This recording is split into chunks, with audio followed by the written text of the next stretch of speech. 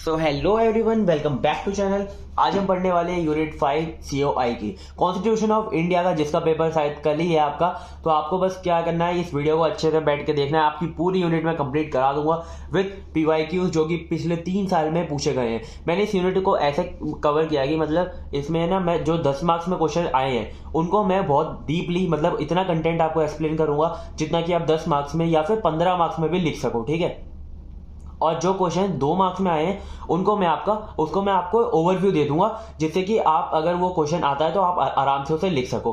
बस आपको है ना इस वीडियो को बैठ के आराम से देखना है और आपको सब कुछ समझ में आ जाएगा। कुछ भी लिखने की भी जरूरत नहीं पड़ेगी, इतना अच्छे से समझाऊंगा, ठीक है। तो देखो यहाँ पे मैंने टॉपिक्स लिख रखे हैं जो कि मैंने इस वीडियो के अंदर कवर किए हैं। So soul trader and partnership जो कि हमारा 2020 और 21 में आया है। कंपनीज एक्ट, ये बहुत ज्यादा इंपॉर्टेंट है। 2020 और 2022, 23 और 21 और 22 में आया था, यानी कि 2 बार। और एक ये इंपॉर्टेंट है और एक ये वाला इंपॉर्टेंट है, ठीक है। इसमें से ये 3 टॉपिक बहुत ज़्यादा इंपॉर्टेंट है और सारे भी मैंने करा दिए जो भी पिछले साल में आए हैं। ये बस वीडियो से आपकी पूरी यूनिट अच्छे से कवर हो जाएगी, ठीक है। सो आपको बस क्या करना है, चैनल को सब्सक्राइब कर लो। मैंने यूनिट 1 भी अपलोड कर रखी है और भी यूनिट अपलोड हो जाएंगी। तो डिस्क्रिप्शन में मैंने आपको चैनल की जो प्लेलिस्ट है इस सब्जेक्ट की वो भी मैंने दे दी। आपको बस जाके क्या करना है, उसे चेकआउट करो और यूनिट्स को देखो और अच्छे से समझो। सो हर यूनिट में इसमें क्या है कि वेटेज सबका सेम रहता है। 30 नंबर की या फिर 34 नंबर की आती है हर यूनिट। तो आपकी इस यूनिट से आराम से 30 नंबर तो सिक्योर हो जाएंगे, ठीक है। सो बस 5 के करवा दो कैसे भी सब्सक्राइबर, और वीडियो को लाइक करना मत भूलना और एक कमेंट करके जरूर जाना, ठीक है, कि एक्सप्लेनेशन आपको कैसा लगा। तो वीडियो को स्टार्ट करते हैं। तो सबसे पहला हमारा टॉपिक है सोल ट्रेडर। सोल ट्रेडर हमारा 2021 और 22 में आया था 2 मार्क्स में, ठीक है। मैं आपको समझाता हूँ। सोल ट्रेडर का बिल्कुल इजी सा मतलब है कि आपका अगर कोई बिजनेस है उसके अंदर आप अकेले मालिक हो, आप ही के पास सारा का सारा उसका प्रॉफिट आता है और आप ही उस पूरे बिजनेस को चलाते हो, ठीक है। उसके अंदर वर्कर्स हो सकते हैं लेकिन आपका कोई पार्टनर नहीं है, ठीक है। तो देखो also known as sole proprietorship भी इसे कहते हैं। Is also simple business arrangement in which one individual runs and own the entire business, ठीक है। बस ये इजी है, बस पूरे बिजनेस बस एक जने के ऊपर होता है, ठीक है। फिर हमारा पार्टनरशिप हमारा 20 और 21 में आया था 2 मार्क्स में। पार्टनरशिप, अगर बिजनेस के अंदर एक से ज्यादा अगर मेंबर आ जाते हैं पार्टनरशिप में तो उसे क्या कहते हैं हम, पार्टनरशिप। अब partnership is an arrangement between 2 और more people to oversee business operations and share it profit and liabilities. तो देखो उसके प्रॉफिट और लायबिलिटीज को डिवाइड हो जाएंगे क्योंकि एक से ज्यादा मेंबर आ चुके हैं। Indian partnership act of 1932 Indian partnership act के थ्रू इसे लागू किया गया था इंडिया के अंदर। नंबर ऑफ मेंबर, मतलब मैक्सिमम नंबर जो होते हैं पार्टनरशिप के अंदर 20 हो सकते हैं, उससे कम हो सकते हैं, उससे ज्यादा नहीं हो सकते। टाइप्स ऑफ पार्टनरशिप, ये भी 2 नंबर में आ रखा है हमारा। देखो एक तो हमारा एक्टिव पार्टनर होता है। एक एक्टिव पार्टनर वो होता है जो भी काम हो रहा है उसमें बिल्कुल एक्टिवली पार्टिसिपेट करेगा, लाइक मतलब इसके नेम से आप समझ सकते हो एक्टिव पार्टनर, ठीक है। फिर हमारा डोरमेंट पार्टनर हमारा स्लीपिंग पार्टनर होता है, ठीक है। अगर जैसे कि मेरे यूट्यूब में कोई मेरा पार्टनर है, डोरमेंट पार्टनर है, ठीक है, पार्टनरशिप मैंने अगर कर रखी है तो वो क्या करेगा, स्लीपिंग पार्टनर है, उसको कोई नहीं जानता और ना ही वो पार्टनर एक्टिवली पार्टिसिपेट करेगा। वो बस क्या करेगा, इन्वेस्ट करेगा, वो बस मेरे को पैसे देगा वीडियो बनाने के लिए, ठीक है। फिर हमारे सीक्रेट पार्टनर को कोई नहीं जानता, बस वो इन्वेस्ट भी करता है, वो एक्टिवली पार्टिसिपेट भी करता है, लेकिन वो सीक्रेट रहता है, ठीक है। वो कहीं पर भी, मतलब उसका नाम नहीं पता होता जैसे कि वो भी उस कंपनी में पार्टनर है, ठीक है। फिर नॉमिनल पार्टनर होता है कि मतलब बस नाम के लिए पार्टनर है, ठीक है। उसका ना ही तो ना वो मनी देता है, ना ही वो शेयर कोई भी लेता है, ठीक है।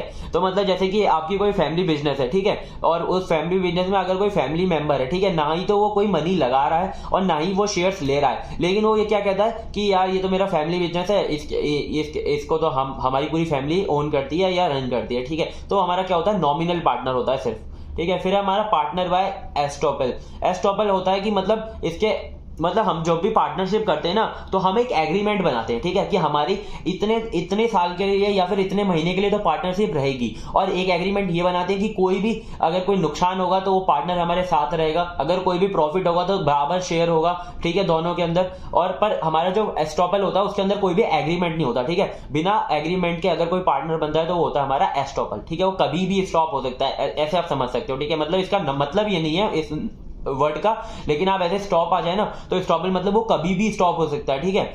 अगर किसी ने भी अगर अगर गद्दारी कर दी कि मतलब यार तू मेरा पार्टनर नहीं है, मतलब ये सब कुछ मेरे नाम हो गया और उसके पास कोई एग्रीमेंट नहीं है, ठीक है, तो वो कभी भी स्टॉप हो सकता है। ये होते हैं हमारे पार्टनरशिप, मतलब यहाँ तक आपको अच्छे से समझ में आ गया होगा, ठीक है। तो नेक्स्ट है हमारा कंपनीज एक्ट। कंपनीज एक्ट बहुत ज्यादा इंपॉर्टेंट टॉपिक है इस टॉपिक इस यूनिट के अंदर, क्योंकि ये 2022 और 23 में भी आया था और 21 और 22 में भी आया था, ठीक है। 10 नंबर में आया था, तो अच्छे से एक्सप्लेन करूंगा जिससे कि आप 10 नंबर में तो आराम से लिख दो बिना कुछ याद करे, बस आपको समझना है। द कंपनीज एक्ट 2013, ये हमारा 2013 में आया था, is an act of parliament of India on Indian company law, ठीक है। पार्लियामेंट द्वारा इसे लागू किया गया था, कहां पर? इंडियन कंपनी लॉ पर, ठीक है। The act regulate the incorporation responsibilities directors and dissolution, ठीक है। इन सब के अंदर ये रेगुलेट करता है, कहां पे? इनकॉर्पोरेशन के अंदर, रिस्पॉन्सिबिलिटीज के अंदर, डायरेक्टर्स पर और डिसोल्यूशन पर, ठीक है। ये जो मेन इसके कीवर्ड्स है ना, इन्हें अच्छे से याद रखना क्योंकि ये बहुत ज्यादा इंपॉर्टेंट है, ठीक है। फिर है हमारा of a company in India, all the listed as well unlisted organisation in India, ठीक है। ये इन सब पर लागू होता है जो भी हमारी लिस्टेड है, जो कि जिनको मतलब जो कि लिस्टेड है हमारी कि ये हैं ऑर्गेनाइजेशन, और ऐसी ऑर्गेनाइजेशन भी जो कि लिस्टेड नहीं है, ठीक है। कुछ ऐसी ऑर्गेनाइजेशन होती है जो लिस्टेड नहीं होती है, ठीक है, उन पर भी ये लागू करता है। फिर है हमारा provide more power to shareholders, ये ज्यादातर मतलब है ना, ये किसके लिए आया था? शेयर होल्डर को और ज्यादा एम्फेसाइज किया था, ठीक है, तो उनके लिए है। और एम्फेसाइज मोर कॉर्पोरेट गवर्नेंस, और कॉर्पोरेट गवर्नेंस के लिए आया था। कॉर्पोरेट गवर्नेंस मतलब कि जो हमारी कंपनीज वगैरह होती है कॉर्पोरेट के अंदर आती है, तो कॉर्पोरेट गवर्नेंस के लिए मोर आया था, ठीक है। तो मतलब कंपनीज एक्ट को आप समझ सकते हो, कोई एक ऐसा एक्ट था जो कि 2013 में आया था, और हमारा क्या होता है, पार्लियामेंट के द्वारा लागू किया गया था इंडियन कंपनी लॉ। और मतलब ये किसको ज्यादा एम्फेसाइज किया था इसने? एक तो शेयर होल्डर्स को और कॉर्पोरेट गवर्नेंस को, ठीक है। और ये 4 कीवर्ड्स याद रखना, incorporation, responsibilities, director and dissolution, ठीक है, इसमें ये लिख देना। फिर हम देखेंगे फीचर्स ऑफ कंपनीज एक्ट। अगर आपको ये नहीं याद रहता तो फीचर्स बस अच्छे से एक्सप्लेन करके आ जाना। पहला, डेमोक्रेसी ऑफ शेयर होल्डर्स, ठीक है। जो शेयर होल्डर होंगे उनके पास अच्छी खासी डेमोक्रेसी होगी, मतलब कि वो वोट कर सकते हैं, ठीक है। स्ट्रेंथिंग वुमेन्स कॉन्ट्रीब्यूशन, ये मतलब वुमेन्स का कॉन्ट्रीब्यूशन ज्यादा हो उसके लिए भी आया था। Increase in number of share holders के जो नंबर से वो और ज्यादा इंक्रीज हो गए थे, मतलब ज्यादा पर्सन आ गए थे शेयर में। लिमिट ऑन मैक्सिमम पार्टनर, जैसे वहां पे 20 था ना, तो यहाँ पे जो लिमिट थी मैक्सिमम पार्टनर की उसे लिमिट कर दिया, मतलब थोड़ा कम कर दिया गया था, ठीक है। मैक्सिमम इतने ही पार्टनर रह सकते हैं। फिर है इलेक्ट्रॉनिक मोड, इसमें थोड़ा इलेक्ट्रॉनिक मोड आ गया था। इंडिपेंडेंट डायरेक्टर्स, जो भी हमारे डायरेक्टर्स होंगे वो इंडिपेंडेंट रहेंगे। फाइनेंशियल ईयर को देखने लग गए थे इसके अंदर, पहले कोई फाइनेंशियल ईयर नहीं देखा जाता था। 1 पर्सन कंपनी, ठीक है। एक हमारी ऑर्गेनाइजेशन होती है पब्लिक, एक हमारी ऑर्गेनाइजेशन होती है प्राइवेट, ठीक है। पब्लिक और प्राइवेट, पब्लिक के अंदर हमारे क्या हो सकते हैं? 3 पार्टनर्स हो सकते हैं, 3 डायरेक्टर्स हो सकते हैं, ठीक है। और जो हमारी प्राइवेट होती है उसके अंदर हमारे 2 डायरेक्टर्स हो सकते हैं, और जो हमारी 1 पर्सन कंपनी होती है उसके अंदर एक ही डायरेक्टर होता है, ठीक है। तो इसके अंदर इस वाले रूल को लाया गया कि 1 पर्सन कंपनी भी हो सकती है, ठीक है। ये हमारे फीचर्स है, इनको मैंने आपको अच्छे से समझा दिया, देख लेना, एक बार 2 बार रीड करोगे तो आराम से लिखाओगे पेपर में। Steps to taken to get a new company incorporated, कभी कभी क्या होता है कि ऐसा क्वेश्चन आ जाता है, फॉर्मेशन बताओ कंपनी की, कंपनी एक्ट के थ्रू, ठीक है। कभी कभी आता है कि कंपनीज एक्ट को एक्सप्लेन करो, तो आप यहां से लेकर यहां तक लिख सकते हो। कभी कभी क्वेश्चन आता है कि आपको क्या करना है, फॉर्मेशन बनानी है किसी भी कंपनी की, किसके थ्रू? कंपनीज एक्ट के थ्रू, ठीक है। और उसके अंदर आप कंपनीज एक्ट भी लिख कर आओगे और ये स्टेप्स भी लिख कर आओगे, ठीक है। तो मैंने यहाँ पे स्टेप्स लिख दिए, आपको समझाता हूं।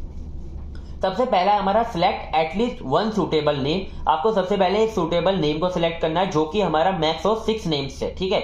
On main objective of company, name हमारा किसे जस्टिफाई करना चाहिए, किसे रिप्रेजेंट करना चाहिए, जो कि हमारा मेन ऑब्जेक्टिव है कंपनी का, ठीक है। ये जो 4 पॉइंट है ना, ये नेम के ऊपर ही है, ठीक है, बहुत ईजी है। एंश्योर नेम इज यूनिक, जो हमारा नेम होना चाहिए वो यूनिक होना चाहिए, कोई भी ऐसा नहीं हो कि वो उस नाम से ऑर्गेनाइजेशन पहले से रजिस्टर है।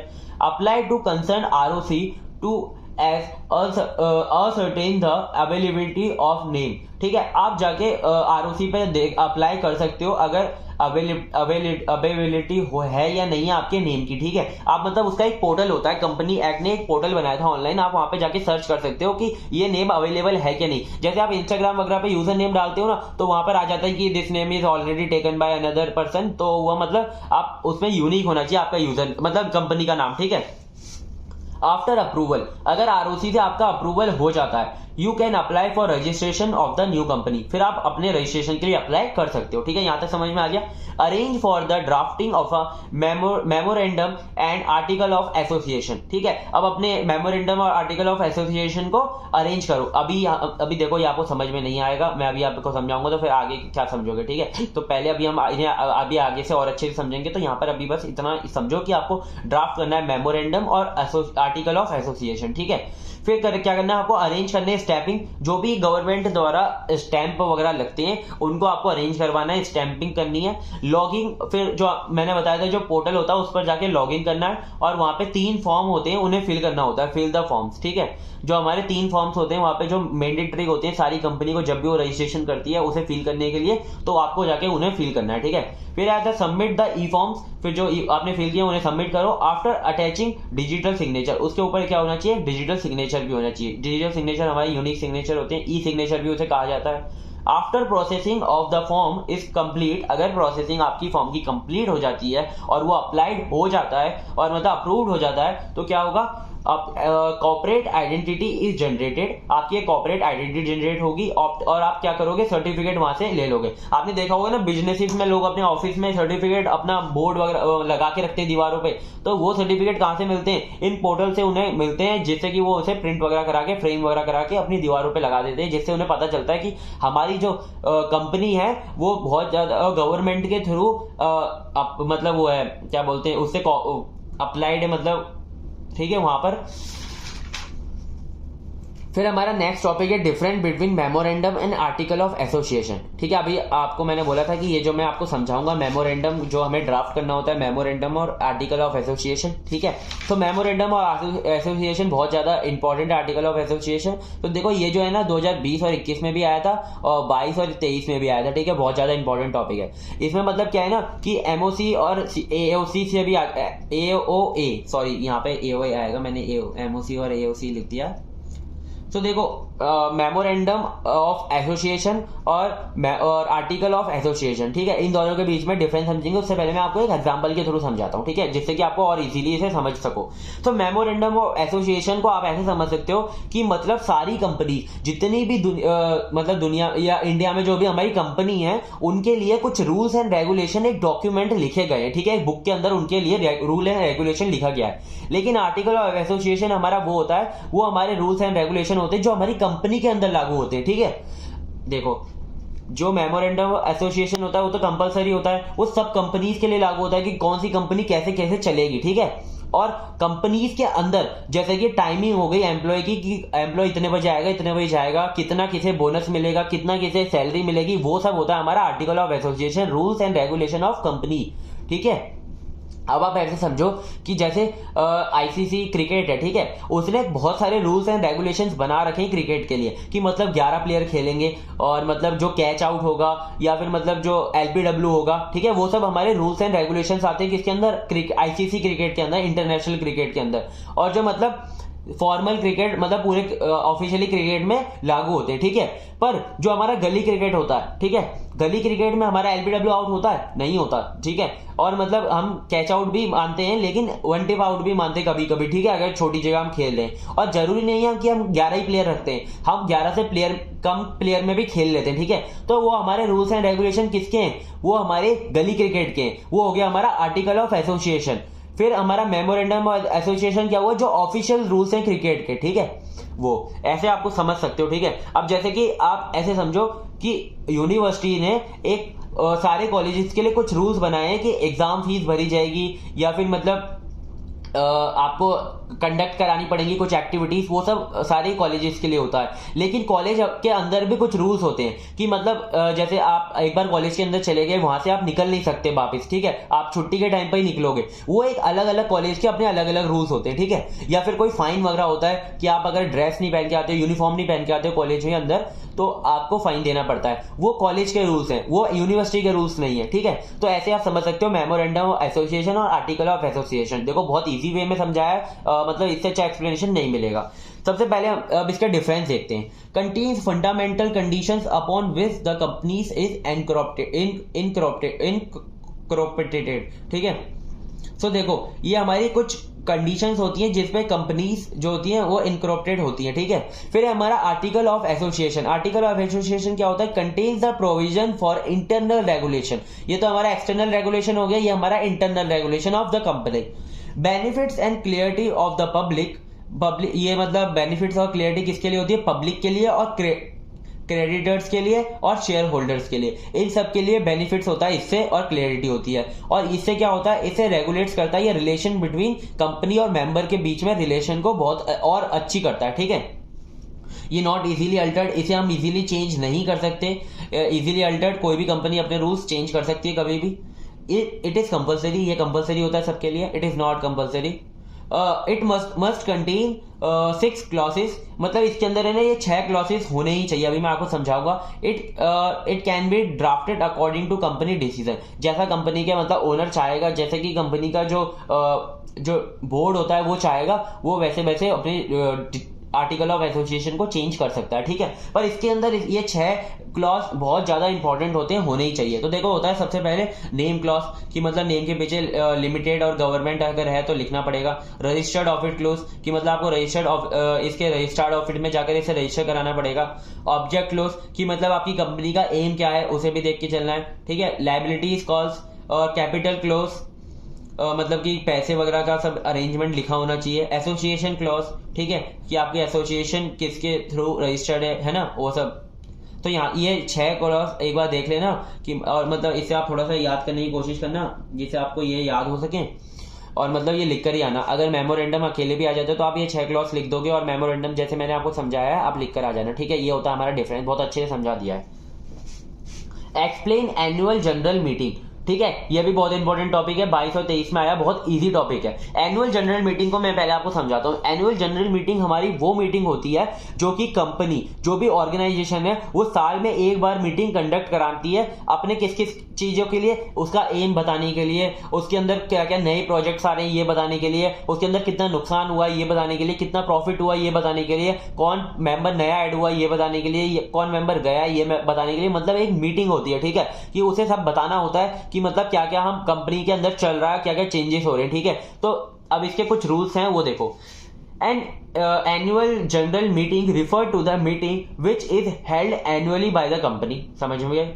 It is compulsory for every type of company whether it is private or public company. Conduct of AGM once in a year, ठीक है, सबके लिए कंपलसरी होता है, चाहे वो प्राइवेट हो चाहे वो पब्लिक हो, ठीक है। There should not be a gap of more than 15 month between two AGM, ठीक है। एजीएम के बीच में, मतलब कि एनुअल जनरल मीटिंग के 2 मीटिंग के बीच में 15 महीने का गैप नहीं आना चाहिए, ठीक है। अगर 15 महीने से ज्यादा का गैप आ जाता है, ठीक है, तो उसके ऊपर स्ट्रिक्टली एक्शन लिए जाते हैं और कुछ फाइन्स होते हैं, उन्हें लगाया जाता है एनुअल जनरल मीटिंग पे, मतलब कंपनीज पे, ठीक है, इसकी वजह से। तो मतलब समझ गए, 15 याद रखना, 15 महीने का गैप नहीं आना चाहिए, 15 महीने से ज्यादा का। और देखो कुछ ऐसे केसेस होते हैं जब कंपनी क्या होती है कि हमारी क्राइसिस में आ जाती है, या फिर उसके पास बहुत ज्यादा डेट हो जाता है ना, तो क्या होता है कि कुछ उसके लिए क्या होता है कि उसे कुछ पावर दी जाती है जिससे कि वो 18 महीने का गैप रख सकती है अपनी कंपनी 2 एजीएम के बीच में, है ना। कभी कभी ऐसा हो जाता है कुछ कंपनीज मतलब कि बहुत ज्यादा डेट में आ जाती है, कि मतलब वो बहुत ज्यादा मतलब पैसे से बहुत ज्यादा दिक्कत में आ जाती है, ठीक है, कि वो पैसे वगैरह पे नहीं कर पा रही होती है अपने एम्प्लॉयज को। तो वो अपना एक अप्लाइड करती है एप्लीकेशन वगैरह गवर्नमेंट के लिए को, और वो गवर्नमेंट उसे पास करती है कि मतलब वो 18 महीने के लिए भी कर सकती है। लेकिन 18 महीने से अगर ज्यादा होता है तो फिर उस पर वही रिस्ट्रिक्शन स्ट्रिक्ट एक्शन लिए जाते हैं, जो कि इन पे लिए जाते हैं एजीएम के थ्रू, ठीक है। ये जो था वो अकॉर्डिंग टू सेक्शन 166 के थ्रू लाया गया था कंपनीज एक्ट में, ठीक है। कंपनीज एक्ट के अंदर सेक्शन 166 था जो वो इसी के ऊपर था, एनुअल जनरल मीटिंग पर, ठीक है। समझ में आ गया? ये होती है हमारी एनुअल जनरल मीटिंग। इन सब पॉइंट को आपको क्या करना है कि एक पॉइंट बना के और अच्छे से एक्सप्लेन करके आना है, ठीक है। थोड़े 2-3 पेज भर के आने हैं, इसी से भर दोगे, ठीक है। 1-2 एग्जांपल से समझा देना अगर नहीं समझा पा रहे हो तो, ठीक है। फिर है हमारा डिफाइन प्रोस्पेक्टस बहुत इंपॉर्टेंट टॉपिक है, तो 21 और 22 में मुझे लगता है इस साल आ सकता है। प्रोस्पेक्टस क्या होता है और इसके टाइप्स हम देखेंगे, यही क्वेश्चन आया था हमारा 21 और 22 में, मैंने पूरा लिख दिया है। Any document for invitation for invest in company, कोई भी एक ऐसा डॉक्यूमेंट जो कि इन्विटेशन दे रहा हो और लोगों को कि वो अपनी इस कंपनी में, हमारी कंपनी में इन्वेस्ट कर सके, उसको हम कहते हैं प्रोस्पेक्टस। ठीक है, any document, any notice, any advertisement inviting the money to be raised from the public. ठीक है, समझ में आ गया। अब इसके कंटेंट क्या होते हैं? एक प्रोस्पेक्टस अगर कोई कंपनी मतलब निकालती है अपने ऑनलाइन वगैरह या फिर मतलब ऑफलाइन निकालती है उसे, तो उसके अंदर कंटेंट क्या क्या होना चाहिए? देखो क्या क्या उसके अंदर होना ही चाहिए कि जिससे पता चले कि वो प्रोस्पेक्टस है। सबसे पहले तो उसके अंदर नेम एंड एड्रेस होना चाहिए रजिस्टर्ड ऑफिस का। ठीक है, कैपिटल स्ट्रक्चर, कंपनी का कैपिटल स्ट्रक्चर कैसा है ये होना चाहिए। क्वालिफिकेशन ऑफ डायरेक्टर, डायरेक्टर जो है उस कंपनी का, उसकी क्वालिफिकेशन क्या है वो भी मेंशन होना चाहिए। Company management and the projects, financial information of the company, number and classes of shares. ठीक है, किसके पास कितने शेयर्स हैं या फिर कितने शेयर्स में डिवाइडेड है कंपनी। ठीक है, तो ये सब भी बताना पड़ता है आपको प्रोस्पेक्टस के अंदर। ठीक है, अब हम देखेंगे प्रोस्पेक्टस के टाइप्स, बस एक बार आपको समझ लेना है, आराम से समझ में आ जाएगा। ठीक है, टाइप्स ऑफ प्रोस्पेक्टस, 4 टाइप होते हैं मेनली। तो देखो पहला होता है अब्रिज प्रोस्पेक्टस। ये क्या होता है? Discussed under section 2(1) and section 33। In sections के अंदर इसे डिस्कस किया गया था कंपनीज एक्ट में। इट इज मेमोरेंडम, ये हमारा क्या है? ये हमारा एक मेमोरेंडम है जिसके अंदर कंपनी के साइलेंट फीचर्स होते हैं। ठीक है, ये मतलब प्रोस्पेक्टस बहुत ज्यादा मैंडेटरी होता है, सबको करना ही पड़ता है। ठीक है, अगर वो शो कर रहे हैं प्रोस्पेक्टस, ये वाला प्रोस्पेक्टस उन्हें अटैच करना ही पड़ता है। All the information in brief, जितनी भी हमारी इंफॉर्मेशन है उन्हें कॉन्साइज मैनर में, यानी कि मतलब कि वो इतनी ज्यादा बड़ी भी थ्योरेटिकल नहीं लिखनी है कि बिल्कुल ज्यादा हो जाए, और छोटे वे में लिखनी है और समझ में आ जाए ऐसे लिखनी है। ठीक है, इस प्रोस्पेक्टस के अंदर समझ में आ गया ये वाला। तो नेक्स्ट पे मूव करते हैं self prospectus. Discussed under 31 of section 31 of companies act 2013। ठीक है, इसके अंदर सेक्शन 31, ये याद रखना थोड़ा मुश्किल है, लेकिन देखो याद रख लेना 31 में आया था ये। Single prospectus for multiple securities, मतलब सिक्योरिटीज यानी कि ऑफर।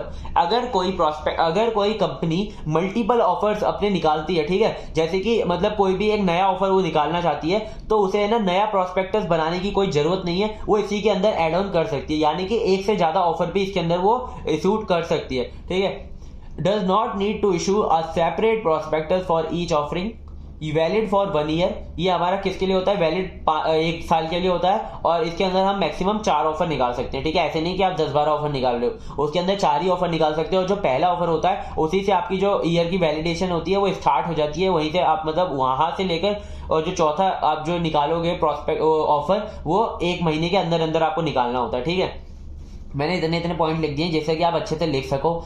ठीक है, रेड हेरिंग प्रोस्पेक्टस क्या होता है? Discuss under 32 of companies act 2013। ये 32 में आया था, ये 31, 32 और ये 33 में आया था। ठीक है, does not include complete particular of the prices of the securities include them। ठीक है, अब मतलब इसके अंदर अगर आप ये वाला अगर आपको ना अपने ऑफर की मतलब प्राइस आपको फिक्स नहीं रखनी है, या फिर आपको प्राइसेस अपनी पता ही नहीं है, कोई फिक्स ही नहीं है, तो आप ये वाले प्रोस्पेक्टस को इशू कर सकते हो।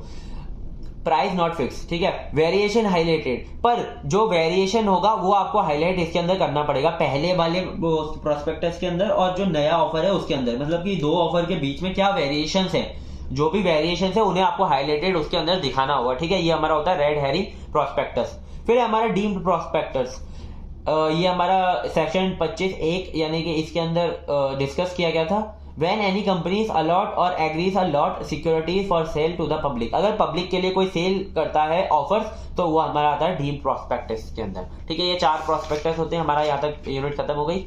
नेक्स्ट है हमारे शेयर्स। ठीक है, शेयर्स और हमारे जो ऑडिटर्स हैं या फिर डायरेक्टर्स हैं, ये हमारे कभी 10 नंबर में नहीं पूछे गए। ठीक है, ये हमारे 2-2 नंबर में आते हैं, तो मैं आपको अच्छे से ब्रीफली एक्सप्लेन कर दूंगा जिससे कि आप 2 नंबर के क्वेश्चन में आराम से लिख सको। और अगर 10 नंबर में भी आता है ना, तो आपको इतनी तो समझ होगी कि आप उसके अंदर क्वेश्चन अपने आप बना के लिख दोगे। ठीक है, इतना आप समझिए। तो शेयर्स क्या होते हैं? इतना एड वगैरह आते रहते हैं शेयर्स वगैरह के, तो मतलब आजकल सब समझ गए शेयर क्या होते हैं। Total capital of a company is divided into units of small denomination. ठीक है, स्मॉल डिनोमिनेशन यानी कि छोटी छोटी यूनिट्स के अंदर हमारा जो टोटल कैपिटल होता है कंपनी का वो डिवाइड हो जाता है, उसे हम ईच यूनिट को क्या कहते हैं? शेयर कहते हैं, और छोटी छोटी यूनिट्स को हम क्या कहते हैं? शेयर कहते हैं। ठीक है, टाइप्स ऑफ शेयर, अब हम देखेंगे टाइप्स ऑफ शेयर क्या होते हैं। पहला होता है हमारा प्रेफरेंस शेयर कैपिटल। ये क्या होता है? हमारा रेट डिवाइडेड इज फिक्स, जो हमारी रेट होगी वो फिक्स्डली डिवाइडेड होगी, ठीक है। ना ही तो वो किसी प्रॉफिट पे बेस करेगी, ना ही किसी लॉस पे बेस करेगी, वो सिर्फ किस पे फिक्स्ड होगी। पहले से ही एक बार बता दिया जाएगा कि ये हमारे शेयर्स की प्राइसेस होंगी, या फिर मतलब जो भी हमें पैसा वापस मिलने वाला है उस शेयर से, जो भी हमारा प्रॉफिट होने वाला है, वो सब फिक्स्ड रहेगा। इसके अंदर कोई भी कंट्रोल नहीं होता ऑन मैनेजमेंट। जिसके पास भी शेयर्स हैं वो उसका कोई भी कंट्रोल नहीं होता मैनेजमेंट के अंदर, ठीक है। वो मतलब उसे बस हाँ उसके पास शेयर हैं, अगर शेयर बढ़ रहे हैं और घट रहे हैं उसे कोई देखने की जरूरत नहीं है, क्योंकि उसका जो शेयर का प्राइस होगा वो फिक्स रहेगा। फिर आता है इक्विटी शेयर। इक्विटी शेयर क्या होता है? Dividend varies according to the profit. इसके अंदर अगर प्रॉफिट होगा तो उसके शेयर का प्राइस बढ़ेगा, और अगर लॉस होगा तो प्राइस घटेगा, ठीक है।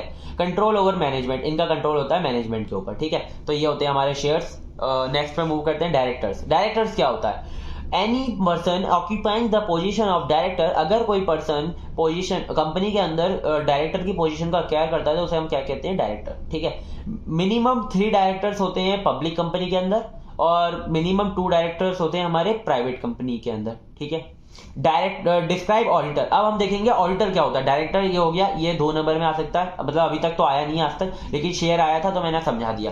फिर हम ऑडिटर देखेंगे। ऑडिटर क्या होता है? A person who done the audit. वो जो ऑडिट करता है, ठीक है, चेंजेस मतलब करता है, उसका क्या कहते हैं? उसे हम कहते हैं ऑडिटर, ठीक है। In Companies Act, any person have to satisfy the condition or quality to become an auditor. किसी भी पर्सन को कंपनीज एक्ट के थ्रू ये बताया गया है कि जो भी पर्सन ऑडिटर बनेगा उसके अंदर ये क्वालिटीज तो होनी ही चाहिए। तो देखो, सबसे पहले वो इंडिपेंडेंट होना चाहिए, वो किसी की तरफ भी मतलब ज्यादा बायस नहीं होना चाहिए, कि मतलब आप जो अगर उसे डिसीजन लेना है तो वो किसी एक की तरफ ज्यादा ना ले, वो दोनों की तरफ जजमेंट अच्छे से ले सके। नॉलेजेबल होना चाहिए, उसके अंदर नॉलेज तो होनी चाहिए। अनबायस मतलब कि वही अनबायस होना चाहिए। कॉन्फिडेंशियल रखे डेटा को, मतलब अगर वो कुछ रिसर्च वगैरह कर रहा है तो उसे कॉन्फिडेंशियल लगे, वो मतलब अनक्लोज ना करे सबके सामने किसी भी चीज को। जजमेंट स्किल, ऐसे नहीं वो तुक्का मार रहा है, ठीक है, जज करने में, उसके बाद जजमेंटल स्किल भी होनी चाहिए, ठीक है, जजमेंट स्किल। सो नेक्स्ट पे मूव करते हैं। यहाँ तक हमारा शेयर और हमारा डायरेक्टर और ऑडिटर हो गया, ठीक है। ये मैंने छोटा इसके लिए समझाया, अब कहीं कमेंट मत करना कि भैया इसे और समझाओ। इसके लिए समझाया क्योंकि ये पेपर में बहुत कम आता है, ठीक है। 2 नंबर में आया है, वो भी ये शेयर आया था, ये तो आया भी नहीं था, इसके लिए मैंने समझा दिया, ठीक है, क्या आ सकता है। तो अब देखेंगे ई गवर्नेंस। यहाँ तक हमारा जो पार्ट 1 था यूनिट का ये खत्म होता है। यहाँ पर अब आता है बहुत इंपॉर्टेंट पार्ट, ई गवर्नेंस, ठीक है। ये यूनिट बहुत छोटी है इसीलिए करा रहा हूँ, जिससे कि जो हमारे नंबर है वो सेफ रहे, कि हम इस यूनिट को करके जाएं तो हमारे 30 नंबर तो आराम से आ जाए, ठीक है। और नॉन क्रेडिट सब्जेक्ट है यार, इतना इंपॉर्टेंट भी नहीं है। Government functioning with the application of ICT। अगर गवर्नमेंट हमारी फंक्शन करने लगे किस एप्लीकेशन के साथ? ICT, information and communication technology के साथ, IT सेक्टर के साथ अगर इन्वॉल्व हो जाए गवर्नमेंट, तो हमारी क्या होती है? वो होती है ई गवर्नेंस, ठीक है। E governance is basically a move toward smart governance, ठीक है। वो एक हमारा ऐसा मूव है जो कि स्मार्ट गवर्नेंस की तरफ एक अपना बढ़ावा है, ठीक है, बढ़ावा है उसकी तरफ। तो स्मार्ट गवर्नेंस को मैंने यहाँ पे मतलब समझाया है, यही होता है हमारे स्मार्ट का मतलब होता है, पहला एस का मतलब सिंपल, जो भी हम एप्लीकेशन वगैरह बना रहे हैं वो सिंपल होनी चाहिए। सेकंड मोरल, उससे कुछ मोरल मिलना चाहिए। अकाउंटेबल होना चाहिए। रिस्पॉन्सिव होना चाहिए, कि मतलब सारे यूजर्स की जो भी जो क्वेश्चंस वगैरह हैं उनको इजीली रिस्पॉन्स कर पाए। फिर ट्रांसपेरेंट होना चाहिए। ट्रांसपेरेंट से क्या होता है कि हमारे जो भी हमारी जो करप्शन वगैरह होता है उसके अंदर, गवर्नमेंट के अंदर, वो हमें मतलब करप्शन थोड़ा कम हो जाए। ट्रांसपेरेंट से क्या होगा कि विजिबल होगा सारा का सारा डेटा, जो भी डिसीजंस ले रहे हैं वो सब ट्रांसपेरेंट होगा, ठीक है। ये नहीं कि जो हमारा सिक्योर डेटा है वो ट्रांसपेरेंट होगा, वो सबको दिखेगा, वो कॉन्फिडेंशियल रहेगा, लेकिन गवर्नमेंट कैसे काम करती है और किन चीजों पे काम कर रही है वो हमारा ट्रांसपेरेंट रहेगा, ठीक है। तो ये होता है हमारा स्मार्ट को आप ऐसे लिख कर आना, और इन सबको मतलब ब्लैक पेन से लिखकर फिर समझा के आना, ठीक है। ई गवर्नेंस हमारा अभी तक अकेले कोई 10 नंबर के क्वेश्चन में नहीं आया, लेकिन अभी जो हमारा roles of engineers in e governance है ये 2 बार आ चुका है, इसलिए पहले मैं आपको ई गवर्नेंस समझाऊंगा, फिर roles of engineer in e governance समझाऊंगा, ठीक है। अब देखो, ई गवर्नेंस के हमारे कुछ टाइप्स होते हैं, ये बहुत इंपॉर्टेंट है, इनको मैं अभी आपको एक एक करके समझाता हूँ। G2C होता है गवर्नमेंट टू सिटीजन, कि मतलब सिटीजन के लिए बेनिफिट्स वगैरह गवर्नमेंट रखे, ठीक है। मतलब हमें सिटीजन ही तो है इंडिया के, या फिर मतलब कंट्री के हम सिटीजन हैं ना, तो हमारे लिए गवर्नमेंट कुछ बेनिफिट्स वगैरह इस ई गवर्नमेंट से ला सके। G2B मतलब जो कि हमारे बिजनेसेस हैं उनके लिए कुछ बेनिफिट्स ला सके या फिर उनसे कनेक्टेड रह सके। G2E एम्प्लॉयज यानी कि गवर्नमेंट एम्प्लॉयज के लिए। G2G, यानी कि union government and state government, मतलब वो भी तो एक अलग अलग गवर्नमेंट है, उनसे भी उन्हें रिलायबल हो, यानी कि उससे भी वो मतलब थोड़ा बेनिफिट्स वगैरह ले सके। तो ये सब हमारे टाइप्स होते हैं, मतलब इतने पूछे नहीं गए इसलिए मैंने इनको और ज़्यादा डिफाइन नहीं किया, बस आपको एक बार ओवरव्यू दे दिया जिससे कि, और देखो ये सब्जेक्ट ऐसा है ना कि मतलब बहुत ज़्यादा रिलेटेबल है, बहुत ज़्यादा हमारी मतलब डेली लाइफ में मतलब यूज़ होता है, जिसको भी पॉलिटिक्स वगैरह में इंटरेस्ट होगा ना वो उसको ये सब्जेक्ट बहुत अच्छा लग रहा होगा, ठीक है, तो अब वो अपने आप भी लिख सकता है। इसके एडवांटेज देख लो ई गवर्नेंस के, ये सब एडवांटेज ही हैं, ठीक है, ये सब एडवांटेज हैं। मैंने improve delivery and efficiency, fast हो जाता है थोड़ा, increase transparency, cost reduction, less corruption, ठीक है, ये सब देख लेना। अब देखो roles of engineers in e governance, देखो इंजीनियर्स, अब हमारी बात हो रही है, ठीक है, ई गवर्नेंस के अंदर हमारी इंजीनियर्स की क्या इंपॉर्टेंस है, उनका क्या रोल है, ठीक है, इंजीनियर्स ही हैं जिनकी वजह से ई गवर्नेंस चल रहा है, ठीक है, ये बेसिकली का मतलब, बेसिकली यही मतलब है, थोड़ा प्राउड फील करो अपने आप को। देखो पहला है हमारा, to make governance better and engineer must conduct to e governance through computer and knowledgeable of cyber laws, ठीक है। पहले जो काम होता था वो हमारा काफी ज्यादा टाइम लेता था, ठीक है, क्योंकि मैन्युअली सबको सब काम करना होता था, जो भी मतलब कहीं पर भी अगर कोई साइट पर कुछ चेक वगैरह करना है तो वो मैन्युअली जाते थे और उसे चेक करते थे कि कौन सा हमारा वर्कर कैसे काम कर रहा है, ठीक है। लेकिन अब ये इंजीनियर्स क्या करते हैं कि कंप्यूटरली एक सेटअप बनाते हैं कि जिससे मतलब क्या होता है, सब कुछ कनेक्टेड रहता है और वो एक जगह बैठकर सबको वो मॉनिटर कर सकते हैं कि कौन कैसे काम कर रहा है, या फिर मतलब कौन से कहाँ पर एरिया में कोई दिक्कत आ रही है, ये सब मॉनिटर कर सकता है एक जगह, किसके थ्रू, कंप्यूटर के। और उसको ये भी नॉलेज होनी चाहिए साइबर लॉस की, अगर साइबर लॉस की उसके बाद नॉलेज नहीं होगी तो कोई भी हैक कर लेगा उसका कंप्यूटर, ठीक है, कोई भी मतलब और भी जने देख सकते हैं, और हमारा जो डेटा होता है गवर्नमेंट का वो हमारा कॉन्फिडेंशियल होता है, ठीक है।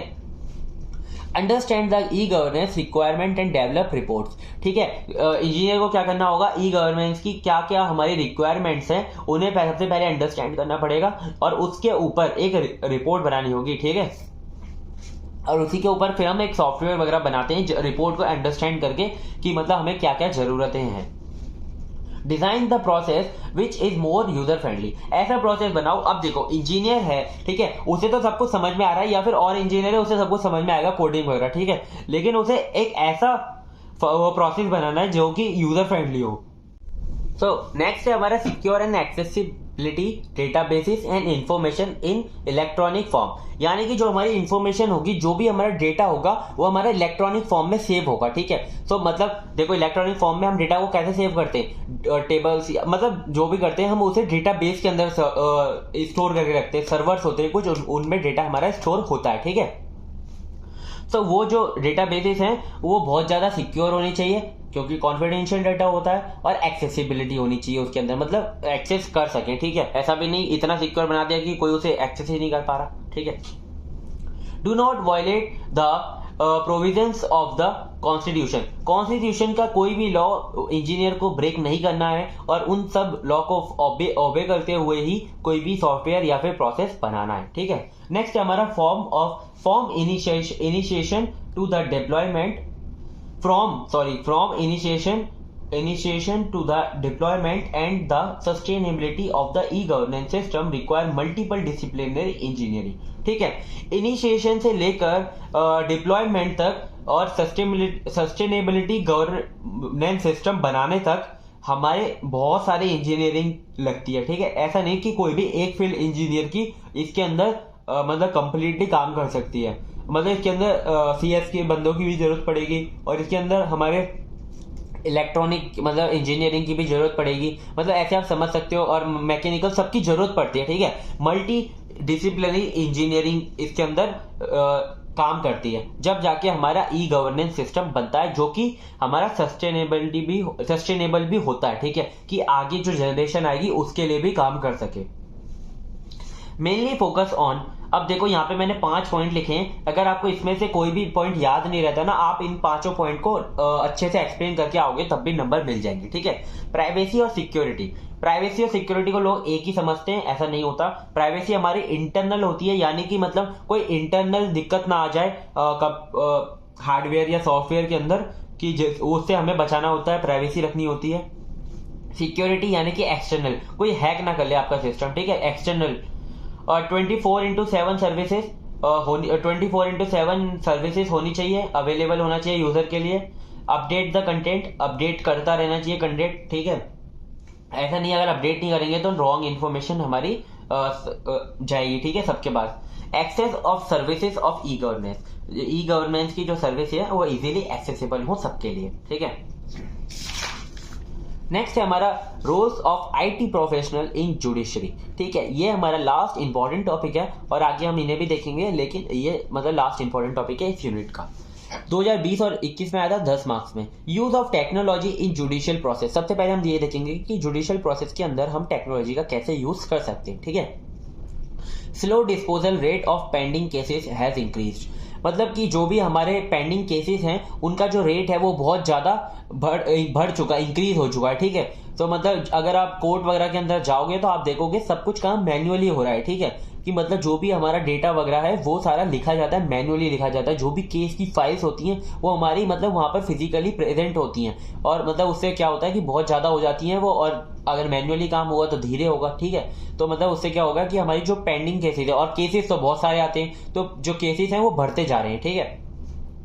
Courts had to maintain all the records in physical manner, ये तो मैंने आपको समझा दिया। Case management, file management, docket management will be vastly improving by restoring the use of computer. Computer का यूज करके हम इन सबको और इजीली इंप्रूव कर सकते हैं। कैसे? केस मैनेजमेंट, मतलब कि जो हमारा जो केस मैनेजमेंट है सब कुछ कंप्यूटर के थ्रू हो जाए। जो भी मतलब डेटा है, जो भी मतलब क्रिमिनल है या फिर मतलब जो भी जिसने FIR करी है, उन सबका जो डेटा है वो हम कंप्यूटरली स्टोर कर लें, और मतलब उसके अंदर क्या होगा, कंप्यूटर से हम ऐसा सॉफ्टवेयर बनाएं जो कि केस जल्दी सॉल्व कर सके। मतलब फिंगरप्रिंट्स वगैरह लेते हैं, और मतलब ये सब किससे होता है, कंप्यूटर के थ्रू ही होता है, ठीक है। स्कैनिंग वगैरह होती है, ठीक है, वो सब हम कर सकते हैं। अब जो हमारा जुडिशरी यानी कि कोर्ट के अंदर बहुत सारी चीजें होती हैं, जैसे कि हम ला सकते हैं रिकॉर्डिंग ला सकते हैं, हम इमेज प्रोसेसिंग ला सकते हैं। ये सब चीजें जो है ना, अगर हम कोर्ट के अंदर अप्लाई करें तो केसेस बहुत ज्यादा जल्दी सॉल्व होंगे, और हम सही डिसीजन भी ले सकेंगे, ठीक है।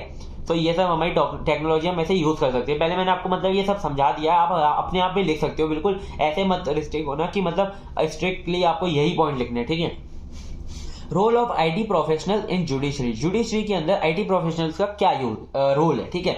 सबसे पहला installing and maintaining software for, सबसे पहले आपको क्या करना है, इंस्टॉल करने और मेंटेन करने ऐसे सॉफ्टवेयर जो कि वीडियो कॉन्फ्रेंसिंग कर सके, ठीक है। कि मतलब ऐसा होता है ना कभी कभी कि मतलब आपने देखा होगा कि मतलब एक कोर्ट से दूसरे कोर्ट में जब या मतलब जेल से जब कोर्ट में जब मुजरिम को या फिर क्रिमिनल को ले जाया जाता है तो बहुत दिक्कत आती है। बीच में अगर वो भाग गया या फिर कोई दिक्कत हो गई तो क्या होता है, उससे केस हमारा पेंडिंग रह जाता है। तो वीडियो कॉन्फ्रेंसिंग से क्या होगा कि एक जगह पे रहते हुए भी कोर्ट के अंदर वो मतलब अपनी जो कोर्ट की जो वो सब है हायरी वगैरह वो सब कर सकते हैं, ठीक है। वर्ड प्रोसेसिंग, जो भी वर्ड है उनको प्रोसेस कर सकें, ठीक है। स्टोरेज मैनेजमेंट, जो भी मतलब स्टोरेज मैनेजमेंट है वो भी कंप्यूटर के थ्रू करा जाए, या फिर ऐसा सॉफ्टवेयर बना जाए जो कि मेंटेन हो कंप्यूटर के थ्रू। तो designing software for encryption, recognition of digital signature, जो भी हमारे डिजिटल सिग्नेचर है उनको एनक्रिप्ट करने के लिए और रिकॉग्नाइज करने के लिए एक सॉफ्टवेयर बनाया जाए। वॉइस रिकॉग्निशन एंड रिकॉर्डिंग, इनके लिए भी एक सॉफ्टवेयर बनाया जाए। जैसे कि मतलब एक टाइपराइटर होता है ना, वहाँ पे कोर्ट में वो लिखता रहता है, ठीक है। तो हम उससे क्या कर सकते हैं, हम वो भी तो कर सकते हैं उसे स्पीच टू टेक्स्ट, कि मतलब कोई भी अगर कुछ बोल रहा है तो मतलब जज वगैरह कुछ भी बोल रहे हैं या फिर कोई भी एडवोकेट वगैरह कुछ बोल रहे हैं तो वो अपने आप ही लिखता जाए, ठीक है। जिससे क्या होगा कि हमारा एक तो वो पर्सन का इतना काम कम हो जाएगा और फास्ट भी हो जाएगा वो काम, और एक्यूरेट हो जाएगा, ठीक है। इमेज एंड स्कैनिंग, कोई भी इमेज वगैरह स्कैनिंग हम ला सकते हैं सिस्टम। अभी एक पीछे ही एक केस आया था जिसमें ना कि मतलब एक डेड बॉडी मिली थी पुलिस को, और मतलब उसका जो फेस था वो आइडेंटिफाई नहीं कर पा रहे थे वो लोग, क्योंकि वो काफी ज्यादा बेकार हो गया था, ठीक है। तो मतलब उसे पता नहीं लगा पा रहे थे वो है कहाँ का आदमी, ठीक है। तो क्या किया गया, उसके जो फोटो है उसकी जो फेस की वो लेकर एक AI के उस पे सॉफ्टवेयर पे डाली गई, और उससे उसके फेस का वापस एक मतलब क्रिएशन किया गया AI इमेज के थ्रू। और मतलब ये देखो दिक्कत भी है, AI डीप फेक वगैरह चलता है, उससे क्या होता है कि मतलब बहुत ज्यादा दिक्कतें आती हैं, लेकिन AI हमारी बेनिफिशियल भी है। कोई भी चीज होती है उसके मेरिट्स भी होते हैं, डीमेरिट्स भी होते हैं। तो वो केस वो वाले से सॉल्व हो गया AI से। कैसे? कि उसका जो फेस था वो फिर उस फेस से वो बंदे का पता चला गया कि घर वगैरह कहाँ पर है, और उसको मतलब उससे बात कर पाए, ठीक है। मतलब उस बंदे से बात नहीं कर पाए, मतलब कि उनकी फैमिली वगैरह से बात कर पाए, जिंदा थोड़ी ना करते कि। In May 2020 supreme court introduced a new system of e-filing and AI enabled referencing, ठीक है। मई 2020 में सुप्रीम कोर्ट ने इंट्रोड्यूस किया था AI को, ठीक है, मतलब जुडिशरी के अंदर, ठीक है, अप्लाई कर सकते हैं। फिर है हमारा एलिनेशन। एलिनेशन देखो बहुत इंपॉर्टेंट टॉपिक है, लेकिन अभी तक पेपर में नहीं आया, लेकिन मुझे लगता है शायद 2 नंबर में आ सकता है, ठीक है। आप अगर देखो ये टॉपिक अगर आ जाते हैं और आपको लगेगा फिर क्या, आप एकदम परेशान हो जाओगे कि यार ये टॉपिक तो अभी तक पढ़ा ही नहीं है, तो मैं आपको क्या करूंगा, इसका ओवरव्यू दे देता हूँ, ठीक है। ये एक हमारा थ्योरेटिकल कॉन्सेप्ट है जो कि कार्ल मार्क्स जो बहुत ज्यादा सक्सेसफुल पर्सन थे, उनके बारे में आपको पता होगा, कार्ल मार्क्स के थ्रू डेवलप किया गया था। ये एक थ्योरेटिकल कॉन्सेप्ट है, ठीक है। इसके अंदर क्या होता है, इसके अंदर एक आइसोलेटिंग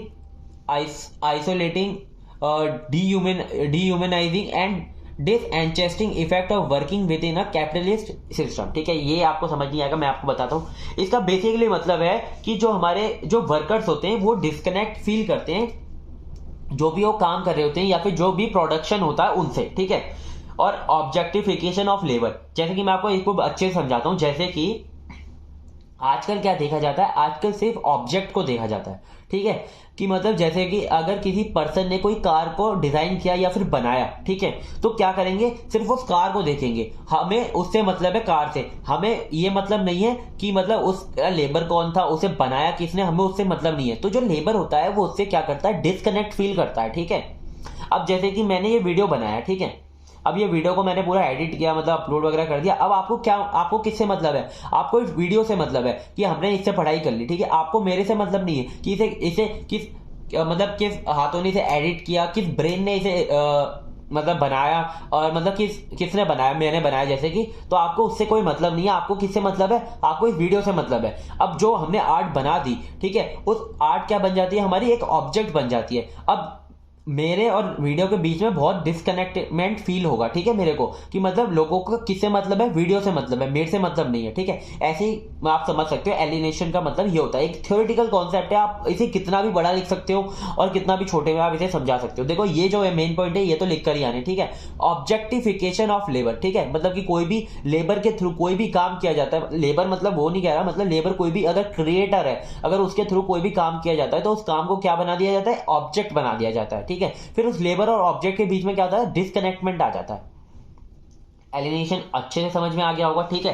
फिर हमारा सीसेशन क्या होता है, अगर कोई भी बड़ी जो हमारी एक यूनिट है, उसके अंदर कोई भी छोटी यूनिट उस बड़ी यूनिट से अलग होने की अगर मांग करती है, यानी कि काम करती है उस पर, या फिर मतलब बोलती है कि हमें उससे अलग होना है, तो वो हमारा होता है सीसेशन।